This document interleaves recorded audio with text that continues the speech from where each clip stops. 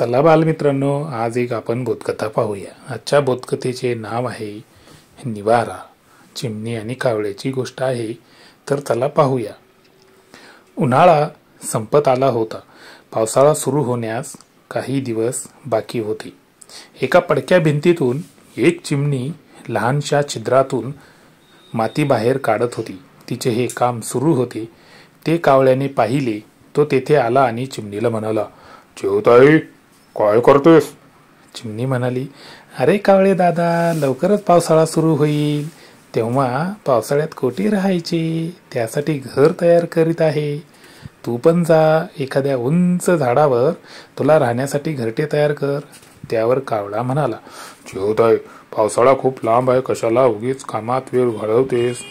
मस्त मजेत फिरायचे, खायचे, प्यायचे, मजेत राहायचे। चल माझ्या बरोबर, आपण दोघे फिरून मौज करू, घरटे पुन्हा बांधता येईल." चिमणी म्हणाली, "नको रे बाबा, तुला जे करायचे ते कर, मला माझे काम केले पाहिजे." कावळा तिथून उठून गेला। तो एका निलगिरीच्या झाडावर जाऊन बसला। तेथे एक दुसरा कावळा चोचीत काडी आणून घरटे बनवित होता। तो पण कावळ्याला म्हणाला, "असा फिरू नकोस, दिवस फार थोडे उरलेले आहेत, घरटे बांध, पावसाळ्यात राहण्याची अडचणी होईल." पण पहिल्या कावळ्याने ऐकले नाही। तो म्हणाला, "तू तुझे काम कर, मी 2 दिवसात घरटे बांधीन." उन्हाळा संपला, पाऊस सुरू झाला।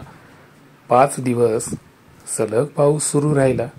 पहिला कावळा चिमणीकडे गेला आणि म्हणाला, "मला थोडी जागा देतेस का?" चिऊताई म्हणाली, "माझे घर फारच लहान आहे, तुला जागा देऊ शकत नाही." त्यावेळी सांगितले तर ऐकले नाहीस। पहिला कावळा दुसऱ्या कावळ्याकडे गेला व पाऊस उघडेपर्यंत राहण्यास जागा देण्याची विनंती करू लागला, पण त्याला जागा मिळाली नाही। तो पावसात भिजला। काही दिवसानंतर फिरून फिरून थकला व गतप्राण झाला। विद्यार्थी मित्रांनो, ही गोष्ट तुम्हाला आवडलीच असेल। बघा, ह्या गोष्टीतून आपल्याला काय बोध घ्यायचा बरं? तर बघा, ह्या बोधकथा निवाराची काय तात्पर्य आहे? अत्यावश्यक गोष्टी वेळच्या वेळी पूर्ण केल्या नाहीत तर पश्चातापाची वेळ येते। बघा, आवश्यक त्या गोष्टी वेळच्या वेळी केल्या पाहिजेत।